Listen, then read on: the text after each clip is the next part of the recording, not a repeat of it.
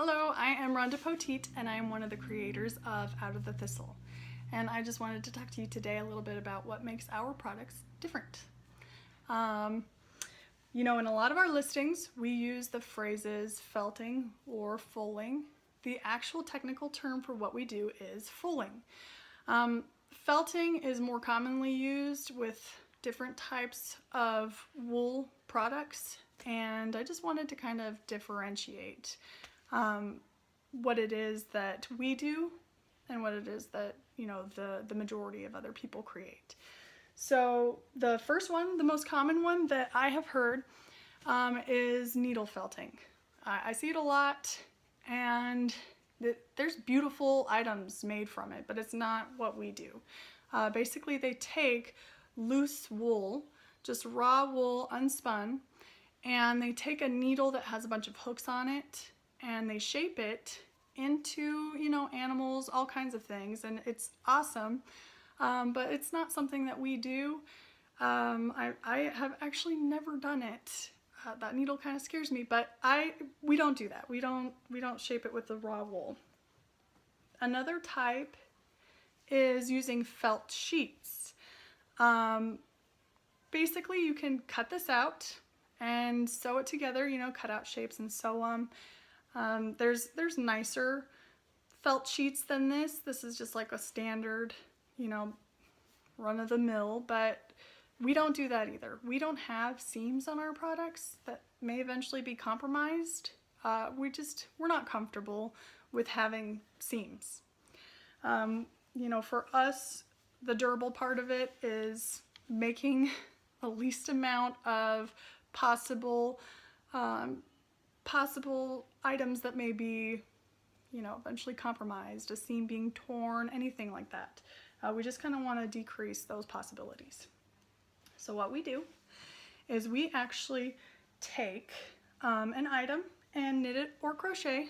My mom crochets most of her stuff, and I knit. I'm terrible with crochet. So basically, we take spun wool yarn and we make the item. These are heads. This is the head before, this is the head after. We make the item and we shrink it up. We go through a very rigorous agitation process to shrink it and make it really dense, but still it's lightweight. So this is the after. You don't see stitches, and that's another thing that we kind of wanted to take care of, is that we have a lot of items that have been purchased by competitors with the sole purpose of counting stitches so that they could duplicate it the best of their ability. And I know we have patterns for dolls and stuff. Those aren't the ones that we make for our felting, but we want people to buy our patterns and make as much as their heart desires, but it's really not fun to see a competitor buy a finished product that you don't sell a pattern for and count stitches and put it out there as it's their own design. We have seen it done. And I mean, this is something you don't see, so you know when it is duplicated or attempted to be duplicated. So we love that you cannot see, you can't count stitches on this, that it's fuzzy. It almost has like a softer tennis ball feel, but it's not hard like tennis ball. It's hard to explain how it feels because there's nothing else like it. It's squishy, but it still holds its shape. Like this doll, I knitted this one up and my daughter plays with it constantly. It's just knitted. It's not felted. Basically this is what we do is fulling. We make the fabric out of the yarn and then shrink it up. So basically, I made this, she plays with it.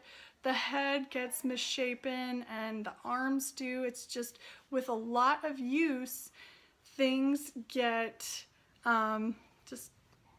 stuffing kind of gets out of place in there. So with the felting, I mean, I hold on to this doll and it's sweet that it just kind of slumps over, but I love that on the felting, it holds its shape. You can hold it up and, you know, it's not slouching over. You can stand it on a shelf. If you hear a baby in the background, it's because this is real life.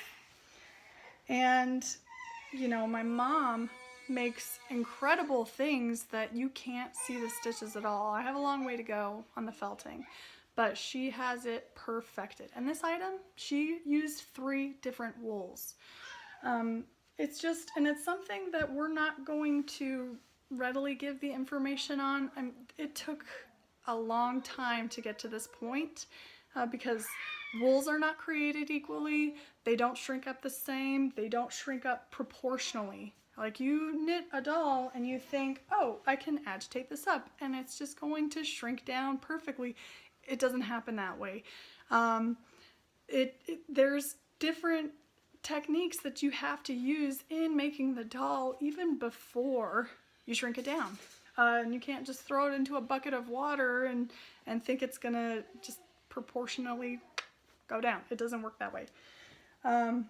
It's been a long process. So it's not something that we're really gonna give away. And even before we do the felting, you know, we have to get the pattern done, and then after we felt it, see if it works out.